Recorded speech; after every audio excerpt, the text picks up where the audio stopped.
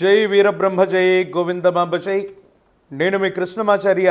శ్రీ బ్రహ్మవదం 2025 సంవత్సరం జూన్ మాసం సింహరాశి వారి యొక్క రాశిఫలం.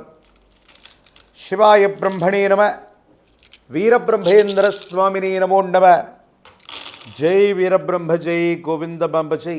అత్యంత అద్భుతంగా ఉండబోతుంది.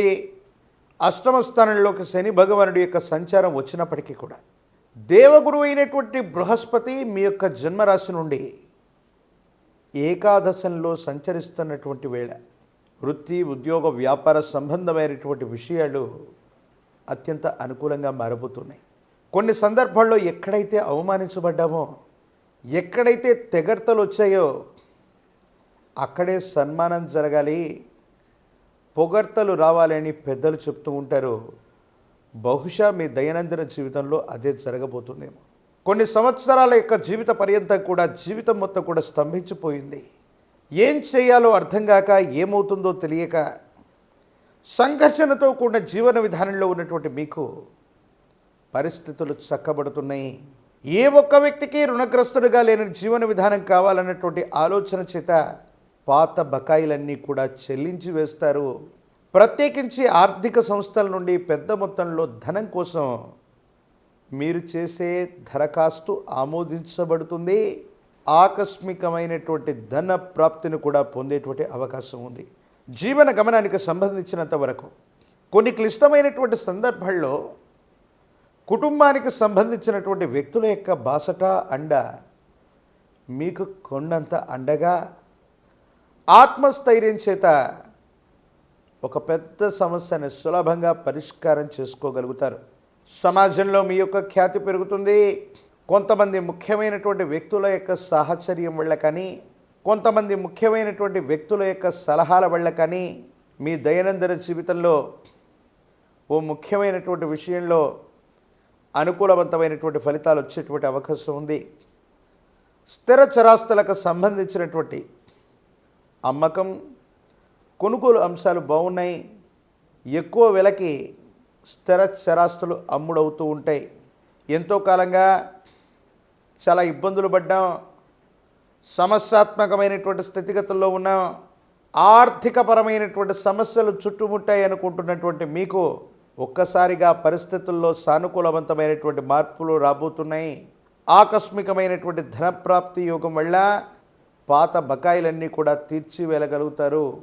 జీవితానికి సంబంధించిన భాగస్వామి అవ్వచ్చు, కుటుంబానికి సంబంధించిన కుటుంబ సభ్యుల చొరవ వల్ల అవ్వచ్చు, అత్యంత అనుకూలవంతమైనటువంటి సంఘటనలు జరుగుతూ ఉంటాయి. ఇబ్బందులు, సమస్యలు, ప్రతిబంధకాల నుంచి బయటపడగలుగుతారు. కుటుంబానికి సంబంధించిన పెద్దలు అవ్వచ్చు, మీ కుటుంబానికి సంబంధించినటువంటి పూర్వీకుల నుంచి అవ్వచ్చు, వారసత్వ సంబంధమైనటువంటి విషయాల్లో మీకు 100కు 100% న్యాయం జరుగుతుంది.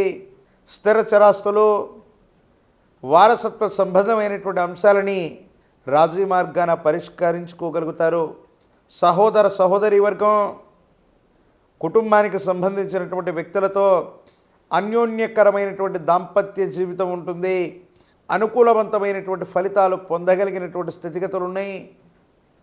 భవిష్యత్ అంతా కూడా చక్కగా ఉంటుంది.